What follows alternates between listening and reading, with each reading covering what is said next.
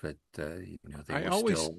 kind of imagined, of course, I didn't get to see the Vancouver wrestling or anything like that, but just in thinking about it, I always kind of imagined Kiniski being kind of a Ric Flair type of heel that no matter how evil he was, fans were just not going to totally boo him. Like they were going to like him, like they did Flair in Carolinas. He was dastardly heel, but they still really thought so much of him, And I always kind of felt like Kiniski was kind of that hometown. Even though most of his career was built in Arizona and Vancouver, he just kind of sort of made his home. Yeah. Well, as far as Kiniski is concerned, I think maybe his number one goal in wrestling, beyond providing for his family, was to make sure fans got more than their money's worth.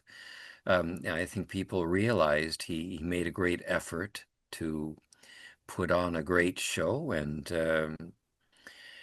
I think he had a lot of respect for things other than his wrestling ability. Of course, he was a great wrestler, but people, I think, recognized that, okay, if we're going to see Kiniski, we're going to be entertained. And Mhm. I think um, for that reason, people were never going to turn against him entirely. How much cross promotion was there?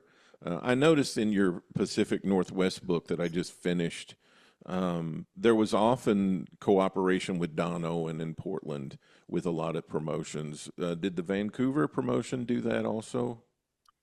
It did, yeah. I mean, Don Owen was a co-owner of the Vancouver territory. He wasn't always up there, Mhm. obviously, since he had plenty to do in Oregon. But Did they even co-promote so, he was. Seattle often? Um, you could say that because there were wrestlers coming from both directions, definitely. As far as Vancouver was concerned, uh, a lot of guys who were based in Portland would come up. I'm thinking guys like Jimmy Snuka in '75. I mean, he was not what you'd call a superstar yet, though he was certainly one in the making, and he got over big in British